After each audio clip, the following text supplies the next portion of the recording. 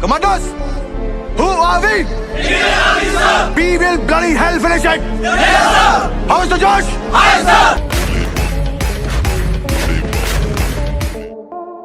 दोस्तों, भारतीय सेना की बहादुरी के किस्से जितने हैरतअंगेज और प्रेरणादायक होते हैं उतने ही दिलचस्प भी। आपने आज तक कई शहीदों और सेना में सेवारत जवानों के किस्से सुने होंगे जिन्होंने जीते जी अपनी मातृभूमि पर आंच तक नहीं आने दी और अपनी मातृभूमि की रक्षा के लिए अपने प्राणों को भी न्योछावर कर दिया। पर आज हम आपको बताने जा रहे हैं एक ऐसे जवान की कहानी जो शहादत के बाद भी दुश्मनों से हमारे देश की सीमाओं की रक्षा कर रहे हैं। जी हाँ दोस्तों, ये बात बिल्कुल सच है। हमारी भारतीय सेना के एक जवान ऐसे भी थे जिनकी नसों में मातृभूमि की रक्षा का जुनून कुछ इस कदर से दौड़ रहा था कि वो शहीद होने के बाद भी आज तक हमारे देश की सीमाओं पर मुस्तैद रहकर दुश्मन के नापाक इरादों को कमजोर कर रहे हैं। दरअसल ये कहानी है बाबा हरभजन सिंह की, जिनका जन्म 30 अगस्त 1946 को गुजरांवाला जिले के सदराना गांव में हुआ था, जो कि अब पाकिस्तान का हिस्सा है। हरभजन सिंह का बचपन से ही सपना था कि वो भारतीय सेना में शामिल होकर देश की रक्षा करें। उनका ये सपना जल्दी ही पूरा भी हो गया जब 9 फरवरी 1966 को उन्हें भारतीय सेना के पंजाब रेजिमेंट में सिपाही के तौर पर भर्ती किया गया। हरभजन सिंह के पंखों को अब एक नई उड़ान मिल चुकी थी, क्योंकि भारतीय सेना में शामिल होने के जिस सपने का उन्होंने रात दिन इंतजार किया था, उनका वो सपना अब पूरा हो चुका था। हरभजन सिंह अब किसी ऐसी जगह पोस्टिंग चाहते थे जहां से वो दुश्मनों की आंखों में आंखें डालकर उनकी हर एक हरकत का करारा जवाब दे सके। उनकी ये इच्छा भी जल्दी ही पूरी हो गई। साल 1968 में उन्हें 23वीं पंजाब रेजिमेंट के साथ पूर्वी सिक्किम में भेज दिया गया।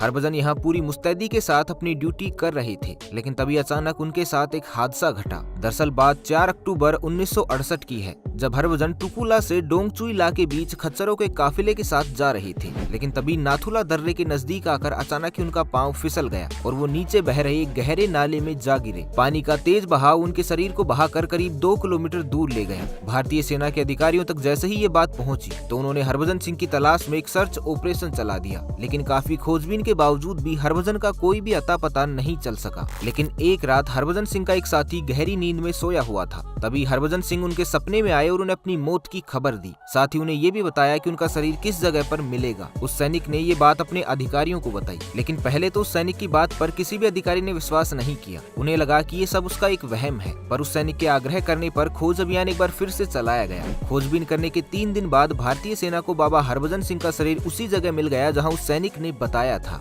हरभजन सिंह के पार्थिव देह को उनके गांव ले जाया गया और पूरे सम्मान के साथ उनका अंतिम संस्कार भी किया गया। समय बीतता गया और कुछ दिनों बाद एक बार फिर से हरभजन सिंह एक सैनिक के सपने में आई। सपने में उन्होंने इस बात की इच्छा जताई कि उनकी एक समाधि बना दी जाए। उनकी इस इच्छा का मान रखते हुए उनकी एक समाधि बनवाई गई। सैनिकों में इस जगह को लेकर बहुत आस्था थी। इसके बाद सैनिकों को लगातार ही हरभजन सिंह की मौजूदगी का एहसास अपने आसपास होने लगा। अनेक सैनिकों और अधिकारियों का मानना था कि जब भी उनके साथ कोई घटना घटित होने वाली होती, तभी बाबा हरभजन सिंह उनके सपने में आते और उन्हें आगाह कर देते। कमाल की बात यह है कि वो घटना बाद में घटती भी थी, लेकिन क्योंकि बाबा हरभजन सिंह उन सैनिकों को पहले ही सचेत कर देते थे, ऐसे में वो सतर्क रहा करते थे। इस तरह बाबा हरभजन सिंह हर आने वाली मुसीबत से सैनिकों की सुरक्षा करते थे। बाबा हरभजन सिंह तरह तरह की गतिविधियों के द्वारा अपने होने का एहसास बार बार सैनिकों को करवाते रहते थे। यहाँ तक कि चीनी सैनिक भी भारतीय सेना के अधिकारियों से अक्सर इस बात को कहा करते थे कि भारतीय सेना का एक सैनिक घोड़े पर सवार होकर उनकी सीमा में गश्त करता रहता है, और वो गश्त करने वाला सैनिक कोई और नहीं बल्कि बाबा हरभजन सिंह ही होते थे।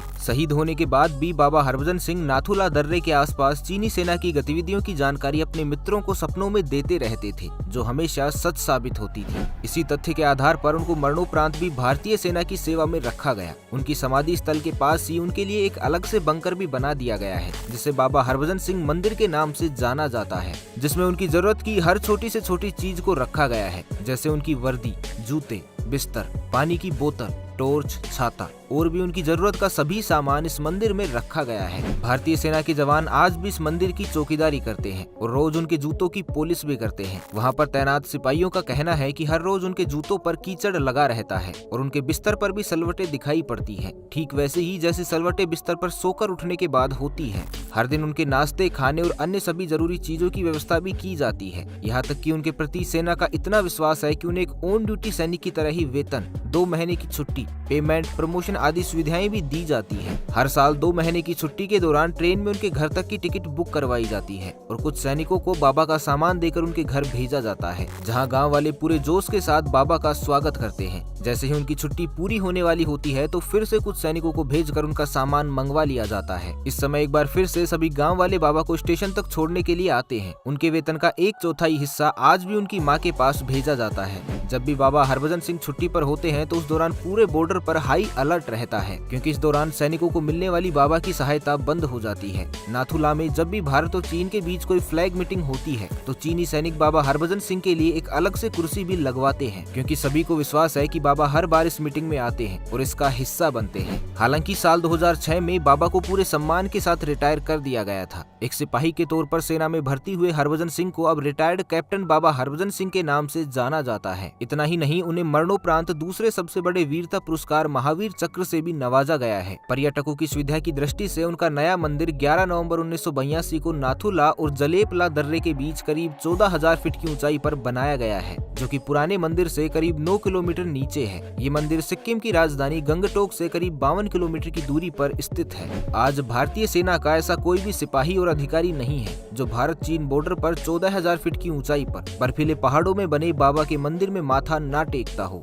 जब भी कोई नया सैनिक नियुक्त होकर यहाँ आता है तो बाबा का आशीर्वाद लेकर ही आगे बढ़ता है, क्योंकि उन्हें विश्वास है कि बाबा बर्फीले तूफानों, फिसलती बर्फ की चट्टानों के साथ साथ उन पर आने वाली हर एक मुसीबत से उनकी रक्षा करेंगे। यहाँ रोजाना हजारों की संख्या में श्रद्धालु बाबा के दर्शन करने आते हैं। ऐसी मान्यता है कि बाबा हरभजन सिंह के मंदिर में पानी चढ़ाने और बाद में उसी पानी को पीने से बीमार व्यक्ति भी स्वस्थ हो जाता है। इसलिए श्रद्धालु बाबा के मंदिर में बीमार व्यक्ति के नाम पर पानी की बोतल रखते हैं और बाद में उसे लेकर जाते हैं। इस पवित्र जल को 21 दिन तक पिया जाता है। इस दौरान परिवार के किसी भी सदस्य के द्वारा मांसाहारी भोजन और मदिरा का सेवन नहीं किया जाता। इस मंदिर की निगरानी में हमेशा ही सेना के जवान मुस्तैद रहते हैं। श्रद्धालुओं के लिए 1 हफ्ते में एक बार लंगर की व्यवस्था भी की जाती है। कहा जाता है कि यहाँ आने वाले कई श्रद्धालुओं को कई बार बाबा की उपस्थिति का चमत्कारिक एहसास भी हुआ है। कई लोगों का मानना है कि बाबा हरभजन सिंह हर रात इस मंदिर में आते हैं और सेना की वर्दी में इसके चारों तरफ चक्कर भी लगाते हैं। ये भी कहा जाता है कि एक बार बाबा हरभजन सिंह के भाई को ये संदेह हो गया था कि क्या हरभजन सिंह से जुड़ी हुई ये सभी बातें वाकई में सच हैं? क्या उनकी आत्मा आज भी देश की सीमाओं की सुरक्षा कर रही है? हरभजन सिंह के भाई ये सब सोच ही रहे थे कि तभी हरभजन सिंह उनके पास आई और उन्हें रजाई ओढ़ाकर कहा कि डरो नहीं, ये मैं ही हूँ। तब जाकर उन्हें विश्वास हो गया कि उनका भाई वास्तव में ही उनके बीच मौजूद है। आपकी जानकारी के लिए बता दें कि फेमस यूट्यूबर भुवन बाम की एक short film plus minus Baba Harbhajan Singh की जीवनी पर ही आधारित है। अंत में हम बस इतना ही कहना चाहेंगे कि धन्य है ये भारत की धरती,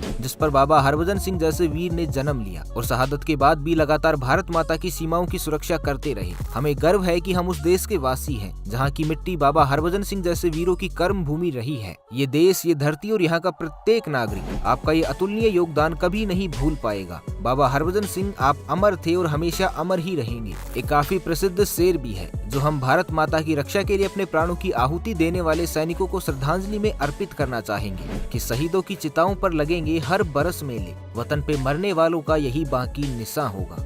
जय हिंद, जय भारत।